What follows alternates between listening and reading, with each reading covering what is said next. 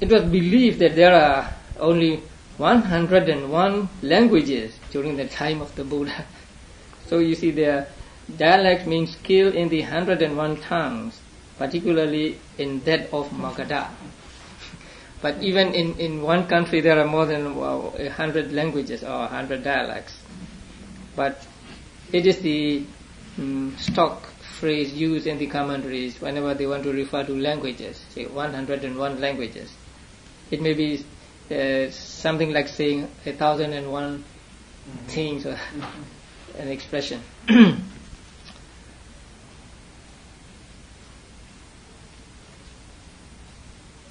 Okay.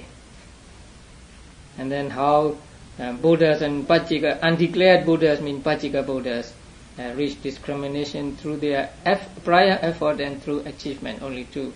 But disciples go through all these means mentioned earlier. That there is no special way of developing a meditation subject in order to attain discriminations.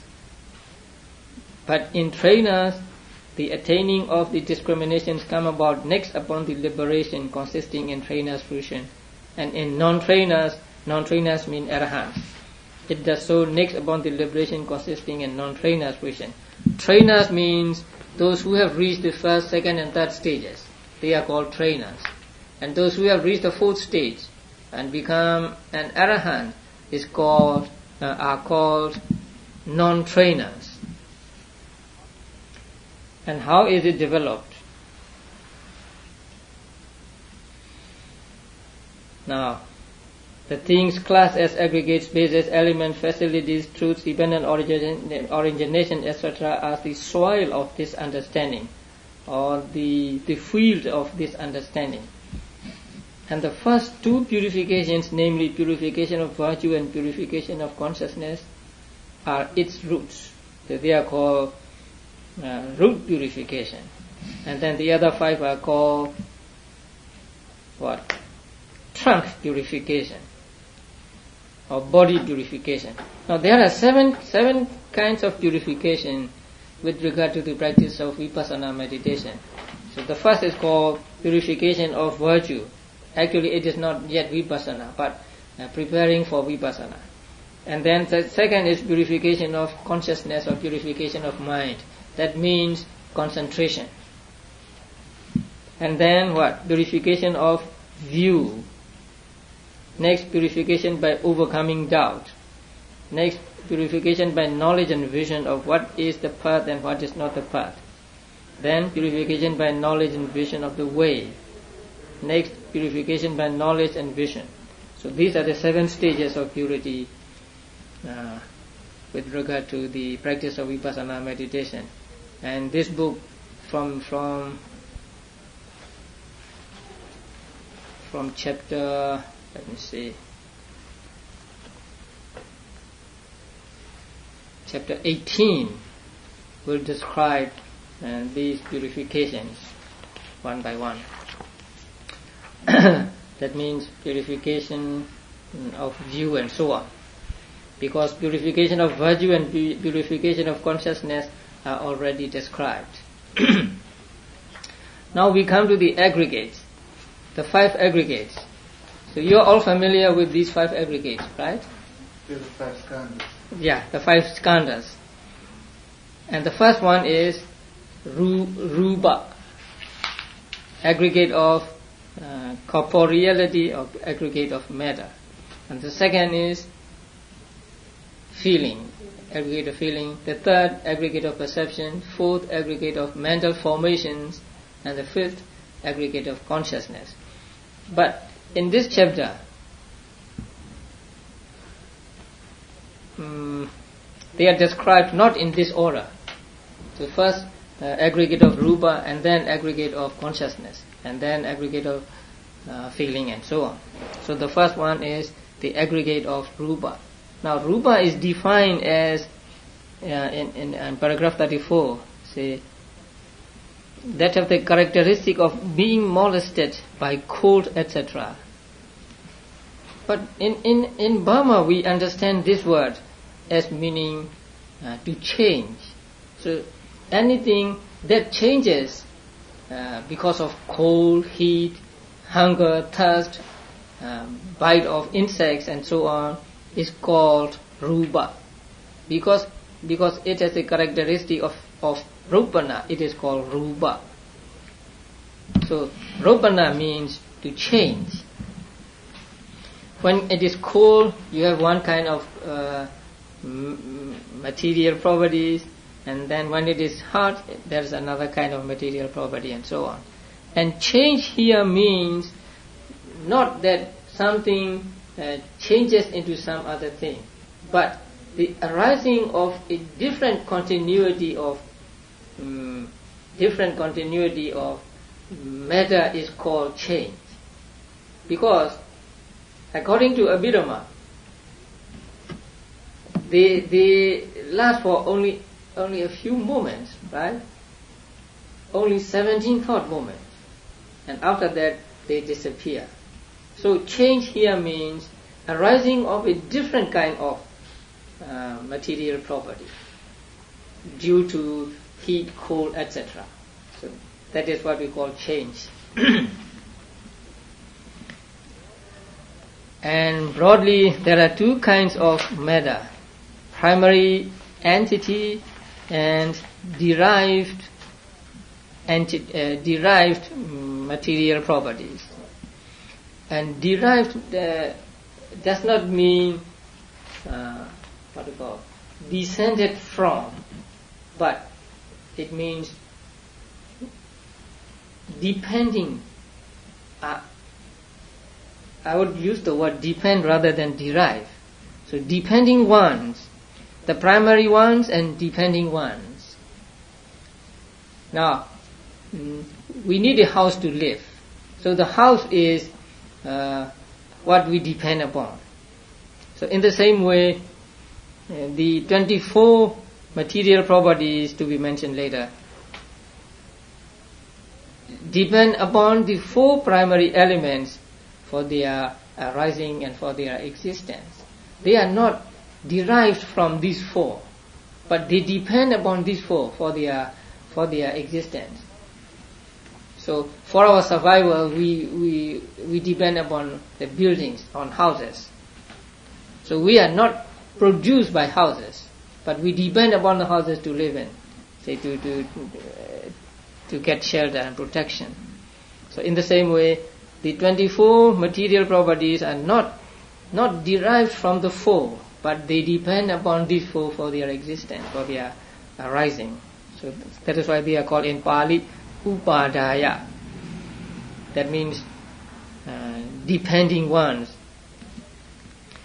And the primary materiality is of 4 kinds, and they are earth element, water element, fire element, and air element. And we have met with these 4 elements in chapter 6. And then depending materiality or derived materiality, they are 24 kinds. Now, eye, ear, nose, tongue, body, visible datum, sound, odor, flavor, femininity faculty, masculinity faculty, life faculty, heart basis, bodily intimation, verbal intimation, space element, lightness of matter, malleability of matter, wieldiness of matter, growth of matter, continuity of matter, aging of matter, impermanence or death of matter. And last, physical nutriment. So there are 24. 24 plus 4, we get 28. So in Abhidhamma, there are said to be 28 material properties. 4 are primary and 24 are those depending on them. Now, if you look at the list closely, say we have, you will notice there is eye, there is ear, nose, tongue, body. And corresponding to them, there should be 5, but there are only 4 here. Visible datum to the eye, sound to the ear, odor to the nose, flavor to the tongue, but to the body, nothing is mentioned here. And that is because what we call tangible datum is just the group of three primary elements: earth element, fire element and air element. So these three, a combination of these three elements are what we call tangible data. So that is why it is not mentioned here. If it is mentioned, then we will get 25 instead of 24, and there will be confusion. But it does not. We are not to understand that there is no such thing as tangibility, because corresponding to the body sensitivity, there must be tangible objects. But we have body sensitivity here in, say, on my skin, and then when I touch something, then I have the feeling of that touch. I experience the feeling of that touch, that tangible object. So there is what we call a tangible object, but it is not different from the three primary elements mentioned above. That is why it is not mentioned here. So there are 24, and then these 24 are explained in detail, and their characteristic, function, mode of manifestation, and the proximate causes are all mentioned. And now paragraph 37, last line. Its function is to pick up an object among visible data. Actually, it is not picking up, but the Pali word is avinchana, and that means to pull. So to pull the mind to the object. So to take the mind to the object, something like that. Not like picking up an object, but to pull, or maybe to push the mind to the object. And then it is manifested as the footing of eye consciousness. I think we should use basis for eye consciousness is better than footing for eye consciousness. That means eye consciousness cannot arise if there is no eye or no sensitivity in our bodies. So it is the basis for eye consciousness. Its proximate cause is primary elements born of karma, sourcing from desire to see. So we have some desire to see, and that desire makes the karma, and karma causes the elements. So the primary elements caused by karma is its proximate cause. And then ear, nose, and so on. And it is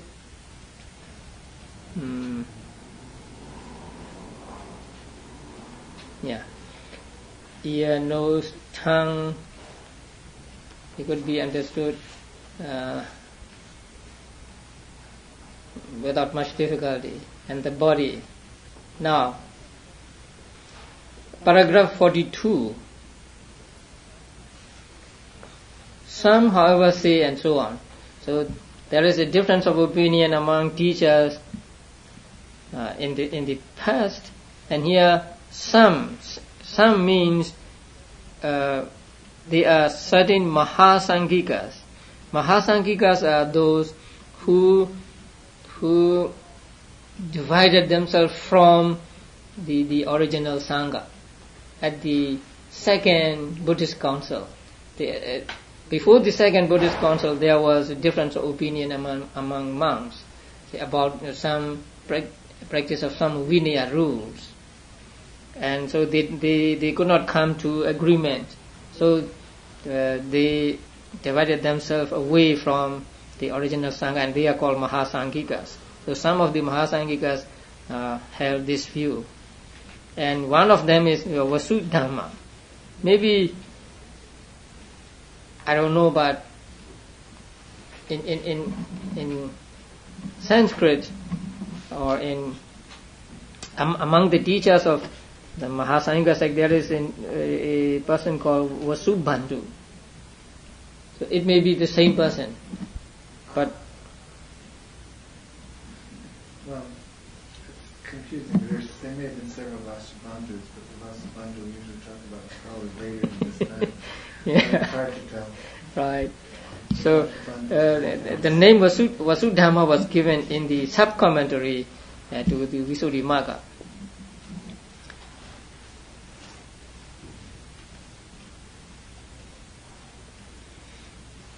And so this is the difference of opinion. Now let us go to paragraph 46. Even among Theravada Buddhists, there is a difference of opinion about whether the sensitivities take the object when they come into contact with them, or before the object reach them. Now the paragraph 46 explains this. Now among these sensitivities that's possessed of difference due to different karma, the eye and the ear apprehend non-contiguous objective fields, since consciousness is caused even if the supporting primaries of the objective fields do not adhere to the faculties, own supporting primaries, and so on. Now the meaning is this: eye and ear take the object which has not reached them. Before the objects reach them, they take the object. That is what is meant here. It may or may not be correct, but the opinion of Buddhaghosa and later teachers is that the eye and ear take the objects which have not reached to them. So before the objects reach them, they take the object. Before they come into physical contact with the sensitivities. See, the eye take the visible object. Visible object means just color. So before it really touches the eye, it takes the object. Because if you say that the eye sensitivity takes the object only when it touches it, then you cannot see, because the visible object will come and block your passage of light. So the opinion of later commentators, including the Venerable Buddhaghosa, was that these two sensitivities take the object before the object actually reaches them. But the other three, nose, tongue and body, takes the object only when they come into contact, or they adhere, they become adhered to the sensitivity. That means, for example, smell. Unless it adheres to the nose, sensitivity or nose, we don't experience smell. Smell may be some distance away from us, and if it does not come into contact with our nose, then we don't feel, or we don't experience smell. What is the difference between the eyes going up to meet the object and the object coming to meet the eyes? How would you know which was correct? What would be the test, or what's the difference in understanding of one or the other?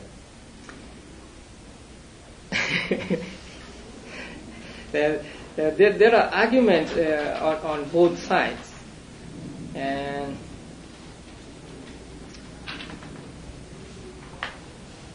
considering, say, sound waves,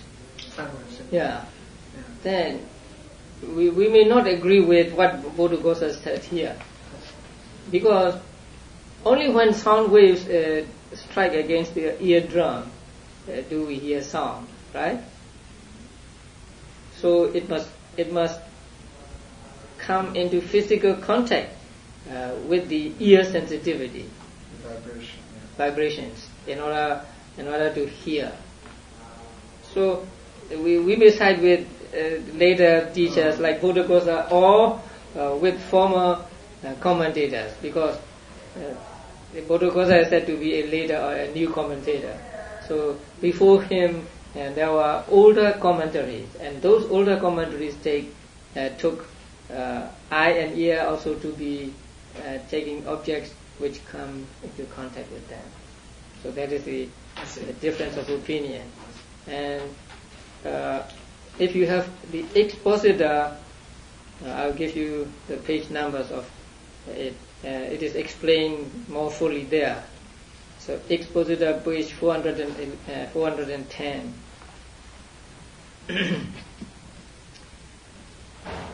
And then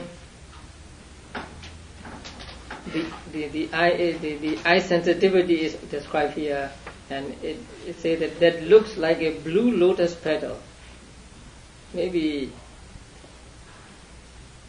during the time of the commentators, they think that the black thing in the eye is just a solid thing, not a window. The black thing is a window, right? It can become small or big when there is light. But what we gather from the writings of the commentators is that they take this to be a real thing. And so eye sensitivity is supposed to reside on that place. So it's surrounded by black eyelashes and veiled with darkened circles. And here it is found in the place in the middle of the black circle, surrounded by the white circle, in that feature of the eye with its accessories and so on.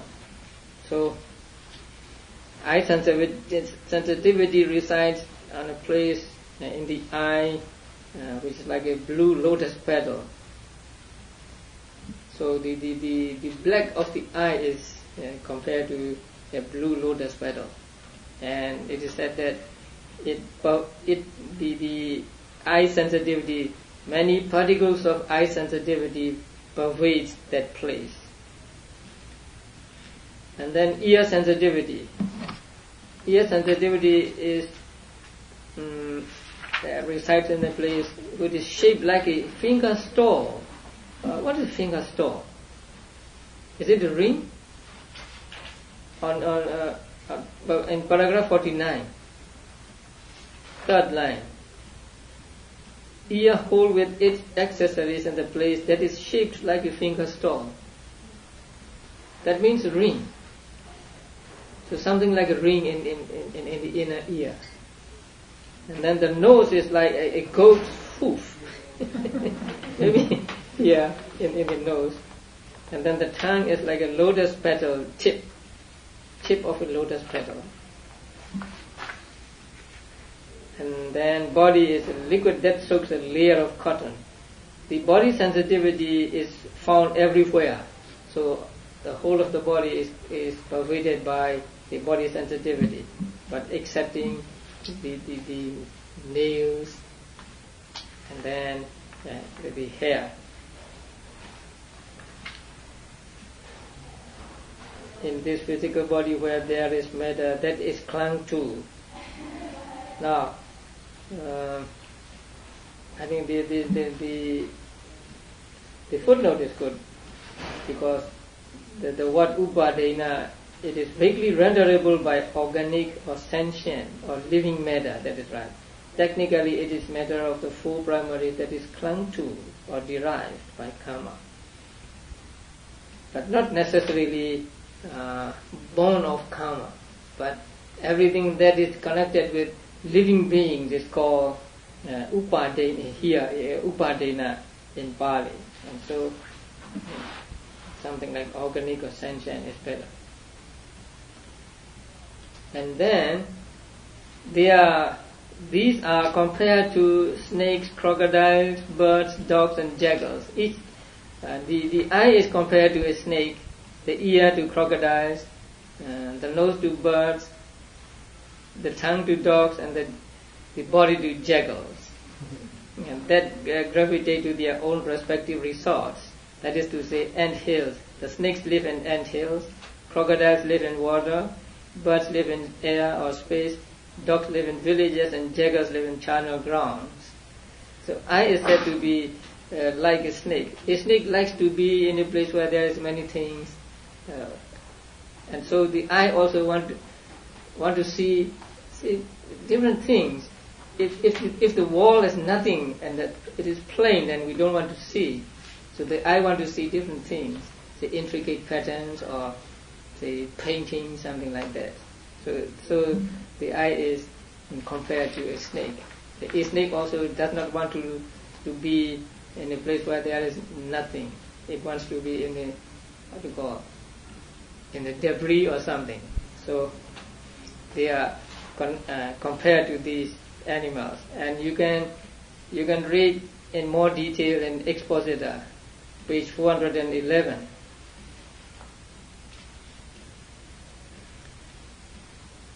And then we come to visible datum, that means visible object or color, and then sound, odor, flavor, femininity faculty. That means the female sex as its characteristic. Its function is to show that this is a female. It is manifested as the reason for the mark, sign, work and ways of the female. Now please read Expositor, page 419. So women have different marks, different signs, different work, different ways of doing things than men. So by looking at them, then we know that this is a woman and this is a man. So that peculiarity in a woman is called the femininity, and in a man is called masculinity. Sometimes we may see someone in a silhouette, but we know that it is a man or it is a woman. Or sometimes we know that it is a man or a woman by looking how they walk, or sometimes we know by how when they are children, how they play and so on. So boys would play, they're fighting with each other, and the girls would play cooking or something like that. So femininity and masculinity, and these two also are coextensive with the whole body. That means masculinity and femininity resides in the whole of the body, not in some parts of the body, but the whole of the body. But it does not follow that they have to be called either located in the space where body sensitivity is located, or located in the space where that is not located. Now, body sensitivity pervades the whole body also. So the femininity or masculinity pervades the whole body also. But it does not follow that they have to be called either located in the space where body sensitivity is located. Because when there is body sensitivity, then we cannot say that at the same place there is femininity or masculinity. I heard once that the first thing we notice about somebody is their sex. If they are a man or a woman, that's the first thing you notice. That's what you're saying, aren't you? Yes, yeah. Sometimes we may not see a person, but we hear him or her talk, and then we know this is a woman, this is a man. Yeah. They are all marks or sign or something of feminine sex or masculine sex.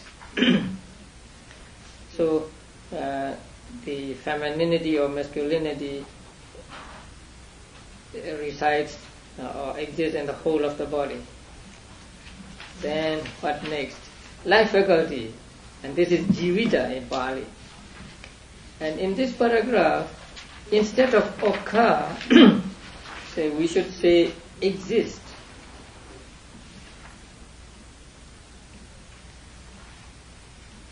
Because its function is to make them occur, not to make them occur, but to make them continue to exist. Actually, they occur by some other causes, And after they arise, then this life faculty maintains them or protects them. So its characteristic is not to make them occur, but to make them continue to exist, although it may be a very short moment. So instead of occur, I think we should use exist or present. And then about the middle of the paragraph, a sentence beginning with "and it occurs." And it occurs itself only through its connection with the states that occur, like a pilot. Now, here also, it exists only through its connection with the states that it maintains. Now, it is said that life faculty maintains the connascent material properties. So life faculty is the one that maintains them, that keeps them from, say,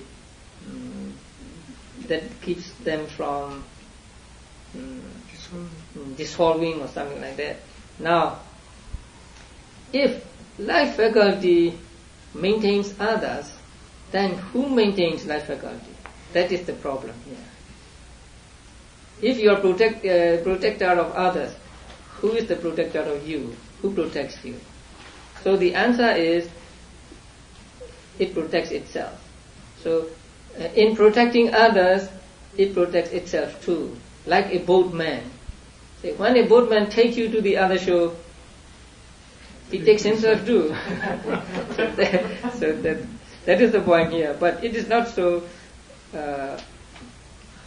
clear reading this sentence. So the meaning here is just this: if life faculty protects others, who protect what protects it? So it protects itself.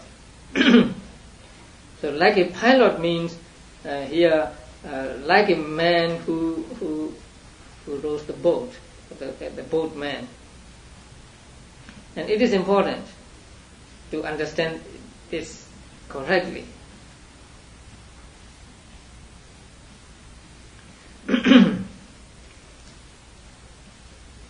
And it does not cause occurrence after dissolution because of its own absence and that of what has to be made to occur. It does not prolong presence at the moment of dissolution. There are three moments, right? Arising, continuation, and dissolution. So at the moment of dissolution, it cannot protect because it is in the state of dissolving itself, dissolution itself.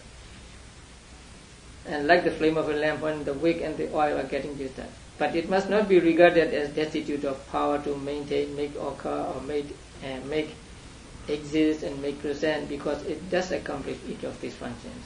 And then we come to the heart base. I've talked about heart base many times. So I think you understand about the heart base. There is a discussion of heart base in the footnote on page 497. So, as I think I told you about heart base. So, in brief, heart base is not mentioned in the first book of Abhidhamma. It is even in the last book of Abhidhamma, in Patthana, it is not mentioned by name. Buddha said just, depending on a certain material property, mind element and mind consciousness element arise, something like that. But that certain material property is interpreted to mean the heart base. And the question of how that is to be known. How do you know that it is a heart base? And so they give two lines of arguments. One is from scriptures and the other is from logical reasoning. Logical reasoning means just by the method of elimination. So Buddha said there is a certain material property which is the basis of, say, mind element and mind consciousness element. Now that basis cannot be the eye, cannot be the ear, and so on. So by eliminating one after the other, you arrive at something remaining, and that is the heart base. So when the commentators say that is a heart base, it is somewhat arbitrary. So two arguments are given, two proofs. One is from the scriptures, and from the scriptures also, as I said, nowhere in Visuddhimagga is the heart base mentioned by name by the Buddha. But they said Buddha did not mention heart base in the first book of Visuddhimagga because Buddha had to conform to a certain way of preaching, certain way of teaching, or unity of his method of teaching. So in order not to break the unity of teaching, Buddha left the heart base out when he described the material properties. That is the argument in brief. And the second one is just by the method of elimination. So last, all the commentators arrive at saying that heart base is what is meant by the Buddha. So please read the...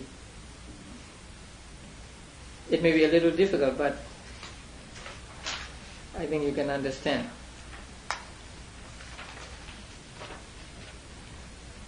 You're talking about that footnote. Yes.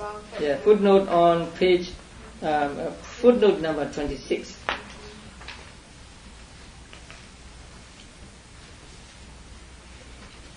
Okay.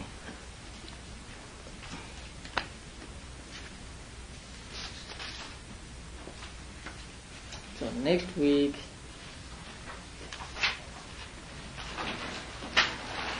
about 20 pages, or up to the end of the consciousness aggregate. It's about up to page 518.